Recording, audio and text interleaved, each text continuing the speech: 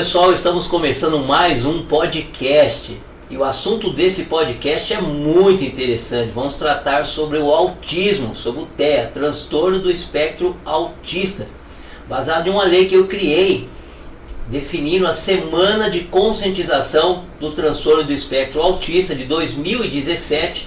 Estou aqui hoje com a doutora Nayara Pinheiro, especialista em Direito do Autista, e a Fernanda Alves, que organiza eventos voltados, palestras voltadas para essa questão do autismo. Eu tenho certeza que vai ser muito boa a nossa conversa. Doutora, você começou a se interessar, nossa, já vai direto assim no assunto? Pode ir, vamos embora. Doutora, através da Fernanda, ela me passou o seu contato. Nós temos a necessidade de falar desse assunto, mas falar de uma forma responsável, de uma forma a conscientizar as pessoas. Sim. Nós sabemos que hoje o autismo, 1 a cada 36 crianças tem tendência a ter o autismo. Sim. No Brasil nós temos por volta de 2 milhões de autistas. Sim. No mundo por volta de 70 milhões. E nós sabemos que a tendência com o passar do tempo é aumentar. Sabemos também que o TEA não tem cura. Sim. Tem as terapias, tem todo o tratamento, tem todo o cuidado, mas nós ainda temos muitas dificuldades ainda. As mães que têm um filho, que tem um portador do TEA, têm dificuldades imensas. Por quê? Não estou falando na questão de Indaiatuba, estou falando na questão do Brasil como Sim. um todo. A atenção ainda para essa especialidade, ela é, como eu posso te falar, ela não é completa. Sim. Ela não é completa, porque é uma causa, é um transtorno que exige muita atenção, exige um tanto de coisa.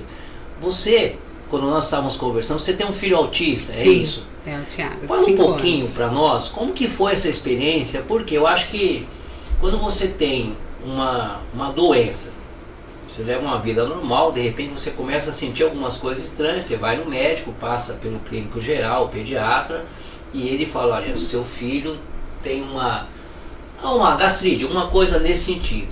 Você vai lá, como o médico vai lá, marca um pequeno cirurgião pediátrico, ele opera essa criança e sarou. Uhum. Mas quando você chega numa consulta, que você recebe um diagnóstico desse para o seu filho, conta para nós, como que foi esse início, quando você descobriu, como que foi na família? A gente não suspeitava, nós não fazíamos ideia, a gente estava no meio da pandemia, então a gente achava que algumas coisas do comportamento do Thiago estavam relacionadas a esse isolamento social, porque ele não tinha irmãos na época, então ele era uma criança que ficava sozinho, então a gente achava que era relacionado a isso. Mas ele tinha alguns traços que nós, por não conhecermos o autismo, a gente não sabia que se tratava disso. E aí um dia, conversando com o pediatra, em novembro de 2020, o pediatra falou, olha, eu acho que é o caso de nós investigarmos, sim, se o Thiago não é autista. Então eu saí de lá com essa informação, assim, e foi bem difícil, né? Porque quando você pensa em autismo, você imediatamente pensa nas limitações, nas restrições, inclusive sociais. Então, em termos de sociedade no geral, de preconceito, tudo isso. Então, para você digerir isso é muito difícil. E existe até o que os psicólogos chamam, que é um momento que as famílias vivem, que chama luto do autismo, que é o que eles falam que é a morte de todos os sonhos e planos que você fez para aquela criança desde antes dele nascer. E quando você descobre o autismo, você entra você vive o luto do autismo, e ele é real, e ele é muito difícil. Mas eu digo que eu vivi o luto do autismo enquanto eu procurava respostas. Então eu não vivi o luto do autismo parada e esperando as coisas acontecerem. Eu fui indo atrás de médicos, de especialistas, de terapeutas, de profissionais. Infelizmente eu esbarrei em tudo que é nível de profissional. Eu esbarrei numa neuropediatra que falou que o Thiago não tinha cara de autista. Eu esbarrei numa fono que falou pra mim que eu ia ter dificuldade de amar o Thiago. Eu esbarrei em outra fono que falou pra mim que o Thiago não falava, não era autista. Ele era mal educado e independente. Eu esbarrei em outras tantas circunstâncias que como mãe foram situações muito difíceis. Mas que eu digo que a gente tem que ter o olhar na criança e não no autismo. é na criança. Os meus olhos o tempo inteiro estiveram no Tiago e em ajudá-lo naquilo que eram as limitações dele. O autismo é o nome dado para o transtorno que ele tem, mas o autismo em si não significa nada. O que significa são as limitações que ele traz e que são essas limitações que têm que ser trabalhadas. Então meus olhos como mãe estiveram voltados nisso. E eu sou advogada há 10 anos e eu comecei nessa área por começar a ver que para o Tiago algumas portas que não deveriam estavam fechadas e não deveria ser assim. Então eu comecei a me especializar nessa área por causa disso, por entender que não estava certo meu filho não ter os acessos aos quais ele tinha direito. Então foi aí que eu comecei a atuar nessa área, já está fazendo aí quase 4 anos. Uau! E quando você disse que tem essa parte do luto, mas também é uma mudança muito drástica para a família, porque ela vai ter que mudar os hábitos a partir do momento que essa criança começa a crescer, que ela começa a se desenvolver, os locais que você vai, mudam a vida inteira. E é como se você vivesse em torno daquela criança. Sim, exato. E aí você falou da questão das limitações, das dificuldades, que eu imagino você ser uma pessoa esclarecida, passou por isso. E aquelas pessoas que não têm o esclarecimento? Acho que esse é o importante do trabalho que você desenvolve. Exatamente. A ideia é sempre trazer à luz aquilo que ainda é obscuro. Se eu não tivesse o Tiago, talvez eu também estivesse nessa obscuridade. Mas foi o diagnóstico do Tiago que trouxe luz a uma realidade que, sim, eu sou esclarecida, eu tenho acessos que infelizmente não são todas as famílias que têm, e o meu trabalho é levar esse acesso e essa luz a outras famílias, para que elas entendam também que o autismo, o diagnóstico de autismo não pode ser um fim em si, ele é um caminho. É lógico que tiveram várias situações em que nós fomos em lugares que a gente teve que sair. A gente foi em lugares que a gente queria muito estar, mas que a gente conseguiu ficar 5 minutos. E que a gente precisou ir embora. Coisas na nossa vida que nós tivemos que nos adaptar, que adequar. Mas tudo isso é parte. E eu entendo que quando a família ela nega o autismo, eu acho que é muito importante a gente falar sobre isso. Sobre as famílias que não aceitam o autismo, que negam o autismo. Eu entendo essas pessoas, porque é uma mudança terrível na vida, né? Eu fiquei sem trabalhar por 2 anos e meio, só correndo atrás de terapia e sendo enrolada porque tem clínicas boas, mas tem clínicas que não são boas, tem médicos bons, em todas as áreas a gente tem isso. Então eu passei por muita situação. Então, e aí eu vejo o seguinte, eu sei que é uma mudança muito grande, uma mudança drástica. Eu li um texto uma vez que dizia assim, a maternidade atípica, ela é você estar preparada para fazer uma viagem para o Havaí e você com uma mala cheia de roupa de piscina e de praia e você cair lá na Holanda com uma língua que você não sabe falar nada, com vestimentas que são totalmente diferentes daquelas que você se preparou e você não estava preparado para aquilo.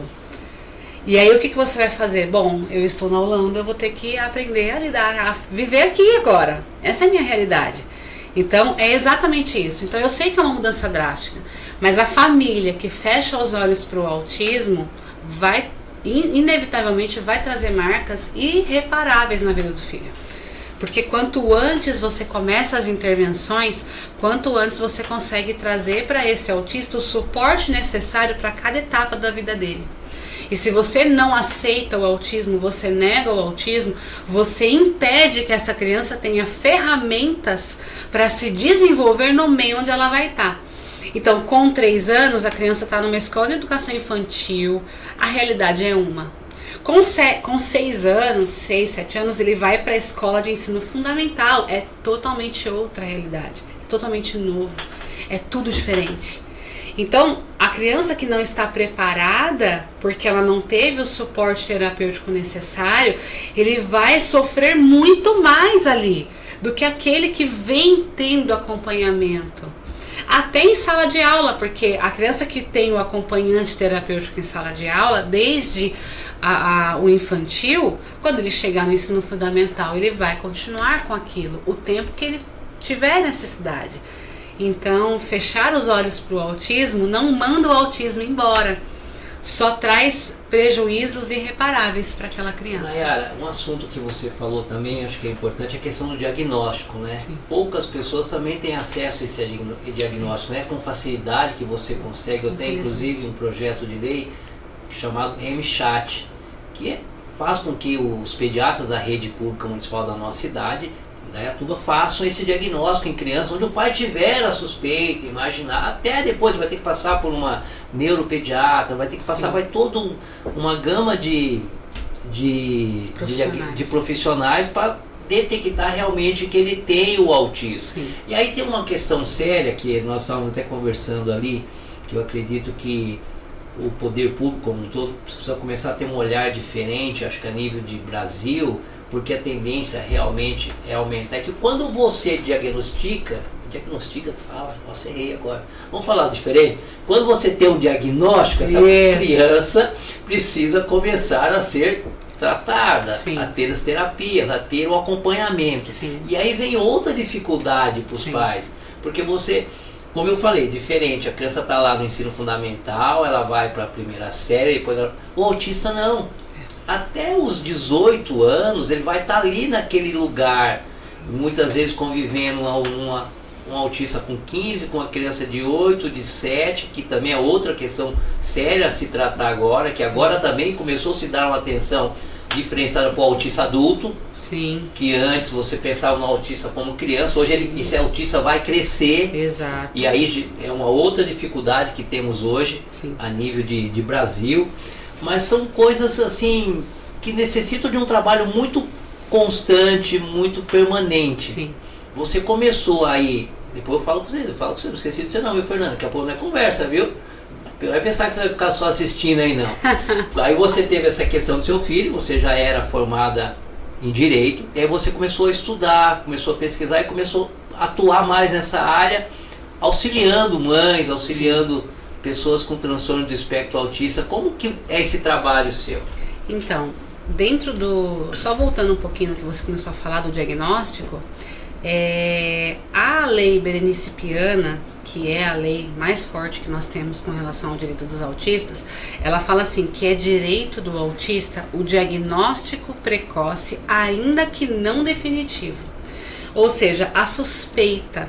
A mera suspeita é um direito do autista ter um diagnóstico. Por quê? Porque isso viabiliza que ele já comece as terapias. Porque a terapia no autismo ela é urgente, o tratamento é urgente. Por quê? Porque, como eu falei, o atraso é irreparável, você não consegue voltar no tempo. Então você precisa correr. O autismo ele é um transtorno que é uma corrida. Você está sempre correndo atrás do desenvolvimento, do melhor desenvolvimento. Então o diagnóstico precoce, ainda que não definitivo, é um direito para você começar isso. Agora, o que a gente precisa? Nós precisamos de políticas públicas que atendam essas crianças, que atendam esses direitos. Nós temos direitos, nós temos muitos direitos. Infelizmente, a maior parte deles vagando. É difícil você conseguir acessar esse direito. Por quê? Porque o próprio Estado não viabiliza a forma de você acessá-los. Então, é direito diagnóstico precoce, ainda que não definitivo. Mas espera aí, para você colocar uma criança na fila do SUS para ter um atendimento com psiquiatra infantil ou neuropediatra, talvez ele já nem seja mais infantil. Só uma questão desse diagnóstico, você falou em neuropediatra, tem uma parte importante também do diagnóstico. Você sabe que com o diagnóstico vai ter que começar uma série, mas o importante é para a família saber. Sim. Porque muitas vezes essa família, ela tá ali à parte. Não, essa criança é birrenta, essa criança não tem jeito, essa criança é teimosa, essa criança é isso, essa criança só fica no canto. Sim. Essa criança não participa, porque ela não tem conhecimento. A família não sabe lidar. Não sabe lidar. A partir do momento que ela sabe, ela tem esse diagnóstico, mesmo com a dificuldade que ela vai ter, muitas vezes, para ter um tratamento, ela vai mudar o conceito dentro da própria casa dela. E ela vai ter a chance de ela aprender a fazer as coisas diferentes. Então ela vai entender que, por exemplo, o meu filho, ele teve uma fase que ele não conseguia sair no sol. Então ele ficava ele tem uma questão sensorial muito forte. Então, você vê, se você não sabe do diagnóstico, você vai tratar aquilo com, você acha que um óculos de sol vai resolver, e não é assim. Precisa de uma terapia ocupacional específica em integração sensorial para ajudá-lo que aquilo seja minimizado. Então a família vai aprendendo caminhos, Sim. né? E vai colocando também a família em contatos, Hélio, que eu acho que é uma coisa fundamental. Com Grupos, mães, com grupos de autismos, de mães de autistas, sabe, trabalhos que nem o que a Fer faz.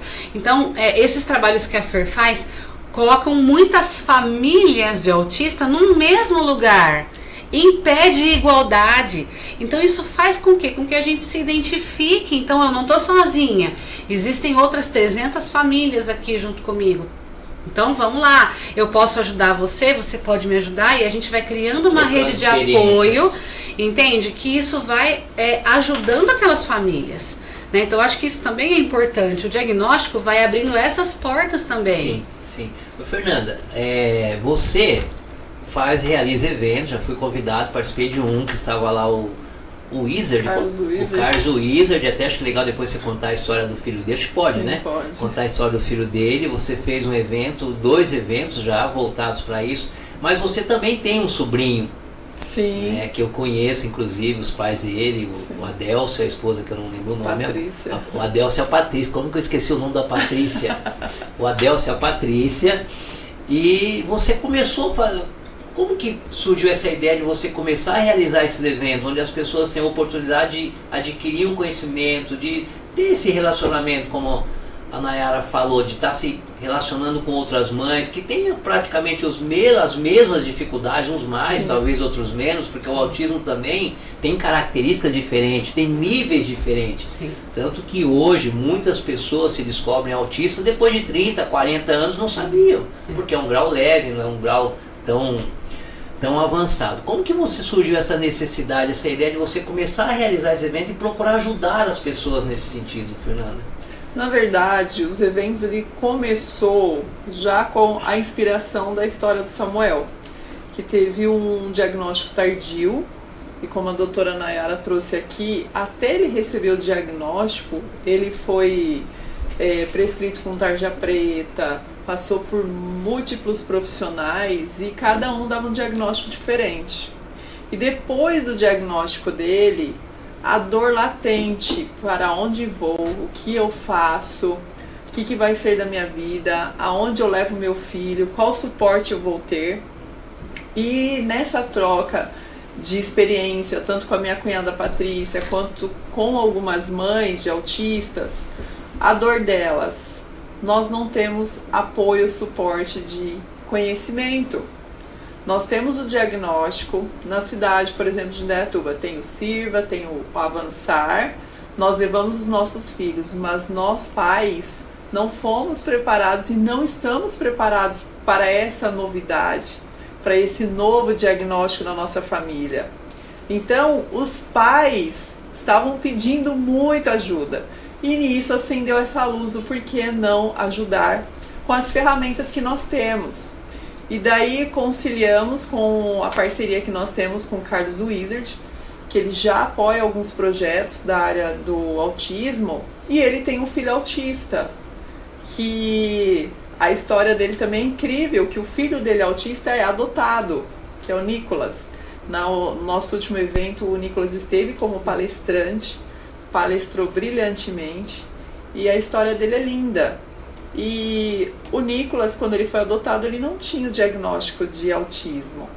E o pai dele é um grande empresário no Brasil, ele teve todos os recursos necessários, possíveis e impossíveis para ele, de estrutura e tudo mais. Então, o que eu refleti? Quantos pais precisam dessa estrutura que o Nicolas teve e não tem condições?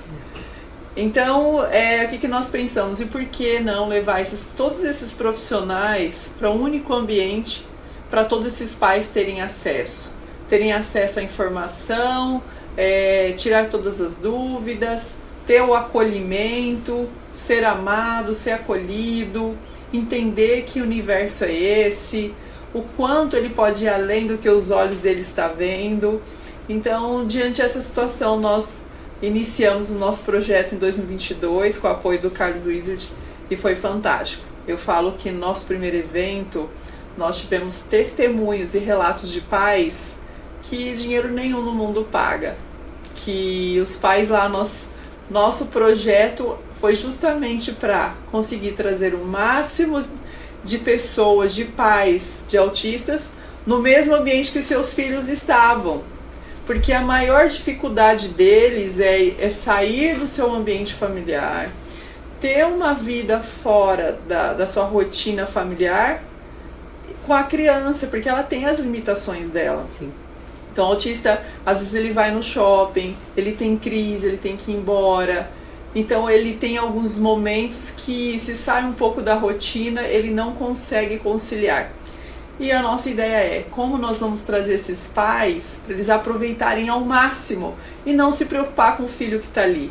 Então nós preparamos toda a estrutura. Na nossa primeira palestra trouxemos profissionais especializados e focados no autista para desenvolver atividades com essas crianças, e no auditório acolhemos os pais e foi fantástico.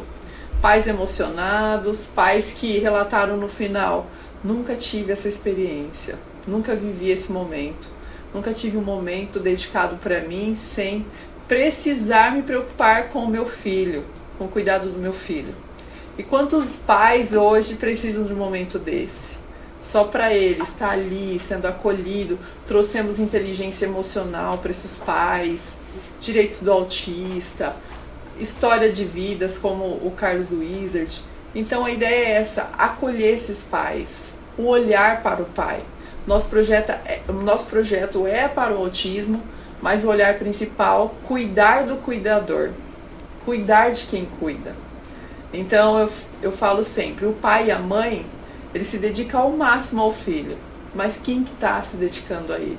Então o intuito do nosso projeto é esse, cuidar de quem está ali, à frente, no campo de batalha, buscando informações, buscando o direito do filho, está na frente, não sabe como lidar com esse assunto, não sabe para onde ir. Então estamos com esse projeto avançando, trazendo mais novidades. Então, o último Isso que eu ia perguntar, quando que é o próximo evento? Eu estou aqui olhando você falar, estou vendo seu olho brilhando, como é gratificante você fazer pelo outro e sentir esse sentido de agradecimento, de você olhar a outra pessoa, ela te agradecer. Eu relato algumas coisas às vezes para as pessoas que, dia desse eu estava conversando com o pessoal, acho que não tem coisa mais importante quando você ouve assim, um Deus te abençoe, sabe, de algo que você fez. Às vezes você faz algo tão simples e fala, Deus te abençoe. Aquilo ali, para mim, ontem, né, eu estava até brincando com você, eu estava lá no hospital, eu trabalho lá no hospital, eu estava lá atendendo, aí chegou uma senhorinha, nossa, você está aqui, que bom te ver, você não foi mais no grupo e tal, nossa, você tá bonita, mas eu falei, não, tô cheio de cabelo branco, como que eu tô mais novo?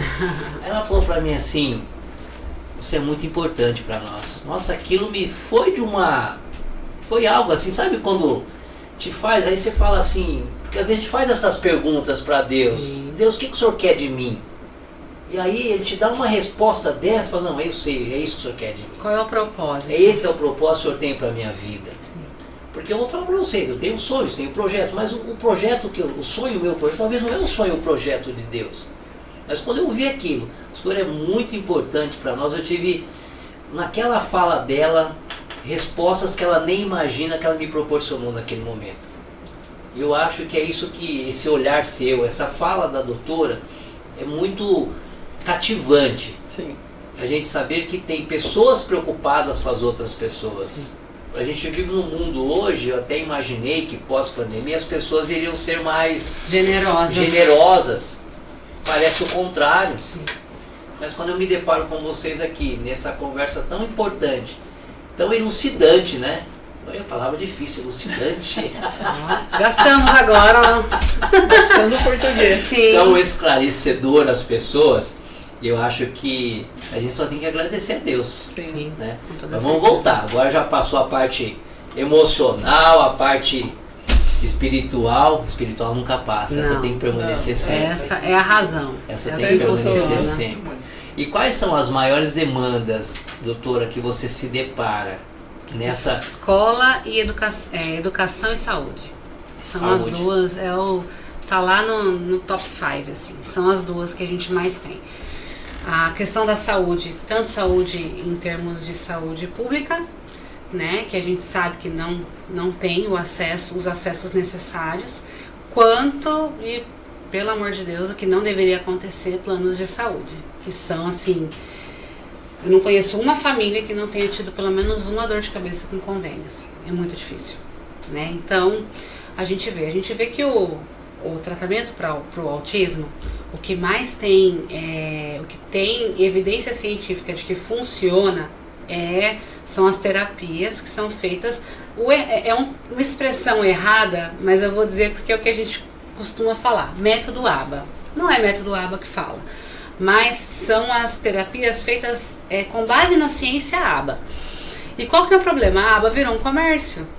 Né? Então hoje nós temos clínicas funcionando, clínicas que não fornecem ABA, mas se cadastram junto ao convênio como se fornecessem e fornecem qualquer coisa para as crianças.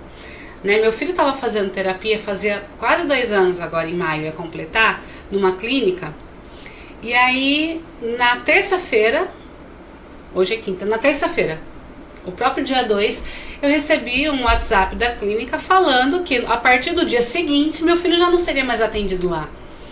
Por questões profissionais, porque eu represento uma terapeuta que está saindo da clínica porque a clínica fez um monte de coisa errada. Então, quer dizer, eles atingiram o meu filho para algo e totalmente assim, sem pensar nas consequências. Porque como que você deixa uma criança autista desassistida? Porque a mensagem veio assim: a partir de amanhã não vamos atender mais o Tiago, te orientamos a procurar o convênio. O convênio tem 10 dias úteis para providenciar uma nova clínica. E todo esse tempo ele vai ficar sem terapias. Entende? Por quê? Porque a clínica não pensou nele. Porque o ABA virou um comércio. E aí você falou na questão de profissionais. Também tem uma carência muito grande de profissionais capacitados, né? Sim. A gente fala que a Associação Brasileira de Medicina e Psicologia fala que você tem que ter, para você aplicar o método ABA, vamos dizer método, né? Mas para você aplicar uma terapia com base na ciência ABA, você tem que ter, aí vem lá, number one, né? Um supervisor ABA, que seja mestre ou doutor em análise do comportamento. Depois, número 2, você tem que ter um coordenador, que tem que ser especialista em análise do comportamento. Número 3, você tem que ter um aplicador, que ele pode ter um curso de ciência do comportamento. Aí você pega as clínicas e elas falam que tem ABA, mas ela não tem supervisor. Ela não tem coordenador, ela tem só um psicólogo, ou muitas vezes, infelizmente, eu não vou nunca desmerecer os estagiários, porque eles são os futuros profissionais. Sim. Mas como estagiário, ele não é formado, ele é um estagiário. Mas as clínicas colocam estagiários para atuar como aplicador ABA, e não tem supervisor e não tem coordenador. Então você vê que o despreparo não está só nos profissionais, mas na própria estrutura, né, que deveria existir e ser composta pelos termos que a BPMC estabelece, mas infelizmente não são. Então você vê, por exemplo, quanto custa um mestrado em análise do comportamento, né? Então você tem dificuldade de achar os profissionais nessa área. Caros. Exato, e os convênios não querem pagar caro, né? Então o convênio quer colocar o seu filho, ele quer pagar X, mas na verdade aquele tipo de terapia vale 3 vezes X, mas ele não quer pagar. E aí tem clínicas que viram e falam assim, não, deixa comigo, eu faço aqui mais barato, entendeu? E aí vem com aquela coisa, com o colchão duro, como se fosse a picanha, né? Mas esse mais barato vai representar muito na vida das crianças. E é isso que me revolta, Hélio, tá? Isso que me revolta. O que me revolta é isso. O que me revolta é que você está tirando daquela criança a chance de ter um tratamento digno e adequado. Porque se essa clínica vira e fala assim, eu faço pela metade do preço e oferece qualquer coisa, ele está tirando daquele autista a possibilidade de estar numa clínica que realmente oferece o trabalho correto. Sim. E é isso que me deixa indignada. Eu fico revoltada. Então as maiores demandas que nós temos hoje é planos de saúde e escola, né? Nayara, você falou em planos de saúde e escola e remontou uma questão. Em Indaiatuba nós temos o Silva e o Avançar, Sim. prestam atendimento, mas ainda assim não é suficiente, nós somos Sim. conhecedores disso. Eu falo porque eu sou vereador. Sim. E eu creio que o nosso prefeito tem dado atenção para essa questão. Futuramente se faz necessária a construção de um novo espaço. Sim. Quando se constrói um novo espaço, é o mesmo que o hospital. Vou fazer mais um hospital. E você acha que aquele hospital vai ser suficiente? Não vai ser suficiente, porque a demanda tende a crescer. Sim. Com o passar dos anos. Sim. Até uma pergunta que eu não tenho informação, talvez até... Como que é nos outros municípios? Você é de Campinas. Como que é em Campinas? Como que é esse atendimento? Eu sei que eu visitei um espaço em Jaguariúna, um espaço muito bom. Se eu não me engano também era particular. Sei que foi aberto um espaço lá em Amparo. Eu sei que lá em Itu tem um centro especializado para tratar da questão do autismo adulto. Eu fico pensando como que é nessas pequenas cidades onde não se tem uma estrutura, Sim. onde não se tem um recurso. Sim. Por isso que eu falo, e nós falamos até, acho que a gente estava conversando até aqui mesmo, falta políticas públicas. Sim, exatamente. Do Estado, da Federação, Sim. porque o município não consegue atender, suprir essa demanda. Sim. Por mais que o município seja organizado, por mais que as pessoas vivam no município, mas o Estado tem que ter a participação dele. O município está dentro de um Estado, Está né? dentro do Estado. Que O precisa governo fazer a federal parte precisa. dele. Ou seja, Exato. nós precisamos de políticas públicas voltadas. É como você falou, tem o direito, tem um monte de direito vagando, mas Sim. as pessoas sabem desse direito? Sim. Como que chega até ela que você tem direito ao atendimento? Como eu tenho uma lei também que dá direito à pessoa que tem o transtorno de espectro autista estacionar na vaga para deficientes. Quando eu fiz a lei foi 1 ano para a gente conseguir, porque tinha resistência. Sim. Não, o autista não é deficiente. E não deveria, porque Ele tem um transtorno. a própria lei Berenice-Piana fala que se estende aos autistas todos os direitos da pessoa com deficiência. Então, todo direito que a pessoa com deficiência tem, o autista também tem. Se estende, é a mesma coisa. Mas a gente vê o poder público tendo necessidade de criar decretos, de criar leis municipais, leis orgânicas para organizar aquilo que seria um pouco mais simples se aquilo que já está estabelecido fosse Porque feito. a lei federal sobrepõe a lei municipal. Exato, e ela já Preciso de faz uma essa lei previsão. municipal, se a lei federal já me dá esse direito. Exato, mas infelizmente você tem órgãos que também por falta de conhecimento no geral, não estendem esses direitos. Então, precisou criar uma lei para que se estendesse aos autistas o direito de estacionar em vaga de deficiente. Mas a lei Berenice-Piana fala que ele já teria esse direito. Mas há uma resistência, como você colocou, então há necessidade de você fazer uma lei, uma nova lei. E aí a gente fica nesse looping, né, de várias leis que vão reforçando outras leis que já existiam.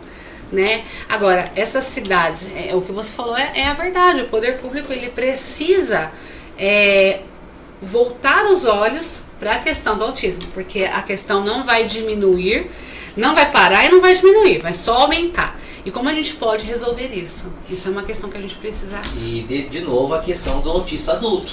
Sim. Que tem virado mais um calcanhar de Aquiles para os municípios. Como que nós vamos tratar? Como que trata? Porque, por exemplo, quando a gente fala de jovem e adulto, a gente já encontra uma barreira. Porque a responsabilidade do município, por exemplo, quanto à educação, escolarização, é até o ensino fundamental. Depois a responsabilidade passa para o Estado. E como que esse Estado tem se comportado frente a essa responsabilização, essa responsabilidade junto aos autistas que saem do município? Ok, o município vai lá e tem 8 unidades de Sirva 15 avançar, ok, mas todos eles, uma hora eles vão sair do fundamental. E eles vão para onde? É pro Estado. Porque o Estado não organiza, porque o Estado não providencia.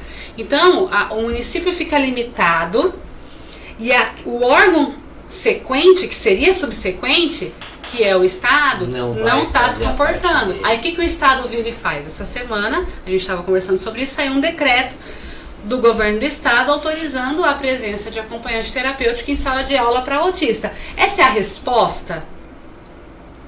Ok, isso é uma resposta que, como a gente conversou, nem deveria ser dada. Por quê? Porque a lei, o Estatuto da Pessoa com Deficiência garante a terapia, né? Então, todos os órgãos, ele tem que seguir com a terapia, então não deveria proibir o acesso de acompanhante terapêutico, que é a extensão de terapia dentro de sala de aula, mas existe essa realidade, o governo do Estado vira e fala assim, bom, então a partir de agora tá aqui, ó, mas não pode mais proibir, mas ele vai suprir? Exato! Terapêutico? Não. Ou é a responsabilidade da pessoa? Exato, então esse acompanhante terapêutico, quando a gente está falando em termos de saúde, porque terapia é saúde, ele vai continuar sendo suprido ou pela pessoa ou pelos planos de saúde. Sim. Por quê? Porque o SUS não vai fornecer. Aí essa criança cresce, vira adolescente. Quando ele vai para o ensino médio, ele que antes tinha um suporte, agora ele já não tem mais. Você pega um adolescente que está no avançar, tá bom, completou 15 anos, vai para o ensino médio, vai para onde? Ah, não, vai para a escola estadual. Ah, mas espera aí, a escola estadual não tem estrutura para um autista nível 3 de suporte, que usa fralda, que é não verbal. Então encaminha para a PAI. Qual é a resposta do Estado frente a esse problema? Porque é um problema de política pública. Sim. Né? Como vai ser feito isso? Uma coisa é a família que consegue pôr numa escola particular, que tem o plano de saúde, que ainda que você tenha que brigar, porque eu brigo muito com o meu plano de saúde, mas eu sou privilegiada, porque o meu convênio é pela Caixa de Assistência aos Advogados, então raríssimas coisas eu tenho negado. Mães que têm o mesmo convênio que eu encontram muito mais dificuldade. Meu convênio é pela OAB. Então eles já ficam, não é a mesma coisa. Agora, ok, então eu sou privilegiada, ainda que eu tenha as minhas muitas dificuldades com o convênio. Mas e as outras famílias? As outras famílias. Não deveria ser assim. Não. Todos deveriam ter o acesso pela sua dificuldade. Bom, então eu tenho o acesso ao tratamento porque é autista. E não porque a mãe é advogada. Ou seja, eu tenho direito, mas não tenho. Eu tenho o direito, mas é como se eu não tivesse. Exato. Exato. Mas a lei não me dá aquilo que ela mesma preconiza. Mas a lei não resolve. Não resolve, ela não dá o que ela preconiza. Na prática, a lei não está resolvendo o problema. Não vai resolver. E a minha maior preocupação, eu tenho duas grandes preocupações. E eu deixo aqui, aproveitando que a gente está falando com o vereador, eu quero deixar essas duas preocupações. Perfeito. A primeira, que é relacionada a esses jovens, esses adolescentes que saem da rede municipal, saem do avançar, saem do Sirva e vão para a rede estadual. E a minha outra preocupação são as crianças que estão em abrigos. Essa é a minha preocupação número 1, assim. As crianças que estão em abrigos, porque nós brigamos pelos nossos filhos, mas aquelas crianças não têm mães que briguem por elas. Então, o Estado deveria ser essa pessoa. O Estado precisa ser essa pessoa para essas crianças, porque elas não têm com quem contar. Recadinho para os nossos deputados. Eu tentei, mas não deu. Mas, enquanto vereador, o que eu puder fazer, eu vou fazer. Mas você que é deputado, presta atenção. Não adianta ficar postando lá que eu defendo a causa dele. E o que você está fazendo? O que você está fazendo por essas pessoas que precisam tanto? Você está lá perto do governador. Que atitude você está tomando? Deixei um recadinho também, viu? Muito bem, a gente tá cheio de recados aqui. Olha, eu acho que nós tivemos aqui uma oportunidade rara. Sim. Uma conversa muito importante. Sim. Assunto muito importante. Sim. Que vai esclarecer bastante coisa para as pessoas. A gente sabe que não é suficiente. Sim. Eu costumo falar que a seara é grande, poucos são os ceifadores. É uma luta muito grande, árdua, ela não vai ser vencida assim fácil, vai ser muito trabalhosa, mas eu quero agradecer vocês, agradecer por essa oportunidade de saber um pouquinho mais. A gente está aprendendo a cada dia. Sim. Eu falei das leis que eu criei, a gente é uma função que nós temos como vereador, mas preocupa também que nem todas as leis que a gente cria elas são impetradas, elas acontecem, mas a gente de uma certa forma acaba contribuindo de alguma maneira. Sim. Agradecer você, Fernanda. Quando que é o próximo evento? Outubro. É Outubro. sempre no mês das crianças. Então é um Sempre. presente para as crianças e para os pais, todos os anos. Tem mais um evento da Fernanda. A doutora, você viu que eu anotei aqui? Eu tenho que ficar anotando. Ai, É a ai. idade. A doutora É a idade, Nayara, ele. agradecer você, porque você tem uma experiência dentro da sua própria casa. Sim. Né? E eu fico pensando, até numa conversa que eu tive com a Fernanda, quantas mães solo não tem um apoio nem de um companheiro, porque às vezes fica sabendo que a criança tem um transtorno, eu vou ficar fazendo o quê? Eu vou vazar. 60% dos pais das famílias que têm um autista, 60% dos pais vão embora. 60%? Os pais abandonam. Mas eu atendo uma família que é lá de Recife. Ela tem 3 filhos. 2 são de um pai e 1 é do outro. E os 2 pais foram embora, abandonaram. E pagam R$260 de pensão. Ela não consegue trabalhar porque os 3 são autistas. 2 são nível 2 de suporte e 1 é nível 3. E ela é sozinha. Ela não tem família, ela não tem ninguém lá. E aí eu conheci a causa dela aqui, e aí a gente conseguiu até daqui. Eu aqui, conversando com o conselho tutelar de lá, com o secretário de educação, a gente conseguiu uma vaga para um deles numa escola muito boa perto da casa dela. Por causa da idade ele conseguia, os outros não têm a idade ainda para ir para essa escola. Mas daqui a gente conseguiu ajudá-la. Então eu vejo que existe uma carência muito grande.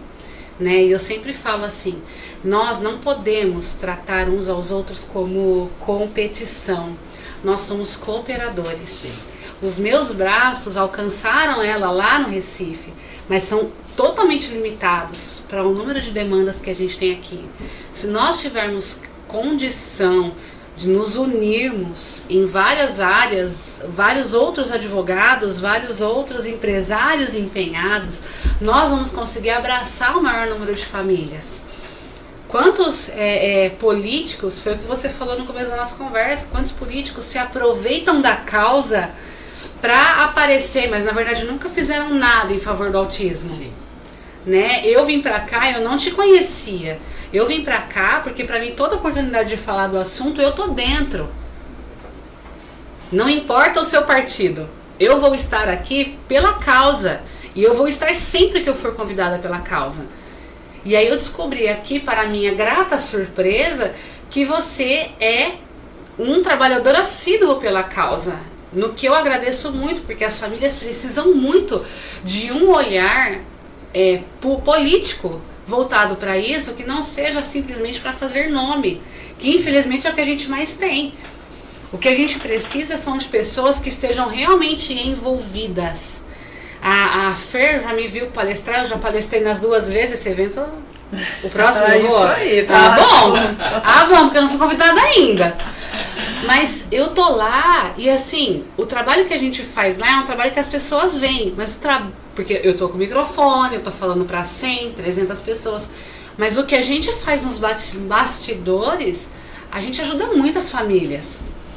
Quando a gente faz um podcast igual a esse, a gente sabe que a gente está levando a informação. É isso que a gente precisa. Isso que é importante também. Exatamente. É exemplo que você me falou, eu fiz um comentário, eu não sabia que 60% das famílias, as mães eram solo, mas como que você já tem uma dificuldade de estar lá com a família, com pai, esposo, mãe, filho, ou uma pessoa só? Porque essa pessoa não pode trabalhar. Exato. Ela não tem como trabalhar. Exato. Se ela não tiver um lugar que ela deixa o filho, ela não vai poder trabalhar. Exato. Por isso que eu disse que a seara é grande e poucos são ceifadores, tem muita coisa para ser feita. Exato. Muita coisa. Sim. Mas agora eu quero agradecer você, de fato, doutora Nayara, que tão prontamente aceitou o convite para participar desse podcast dentro da nossa semana de conscientização do TEA, do transtorno do espectro autista. Sim. Eu tenho certeza que essa informação vai ser muito importante àquelas pessoas que vão se dispor a assistir esse nosso podcast. Agradecer você, Fernanda, que vai continuar realizando eventos, vai continuar levando informação para as pessoas, vai continuar acolhendo, porque essa questão dos pais é muito importante também. A gente se preocupa com os nossos filhos porque é a nossa menina dos olhos, mas e quem está se preocupando com a gente? Quem se preocupa com os pais? E você tem essa preocupação, eu sei que tem a contribuição da doutora Nayara. Muito obrigado, viu? Obrigado, eu quero agradecer pelo convite, é uma honra estar aqui com você, estou à disposição para novos podcasts, novas parcerias, e esse assunto é sempre bem-vindo. Agradeço muito a oportunidade, a gente precisa falar sobre esse assunto. A gente precisa falar que existem direitos que hoje parecem inalcançáveis, mas que com um bom suporte a gente vai conseguir sim alcançar, e a gente não para não. A gente vai brigar o quanto precisar para que as nossas crianças tenham todo o suporte necessário. Obrigada. Agradeço a você que esteve com a gente até o final. Tenho certeza que foi muito proveitoso e que possamos contribuir. Às vezes a contribuição nossa é pequena, mas que seja pequena, mas que a gente contribua. O que nós não podemos é não contribuir.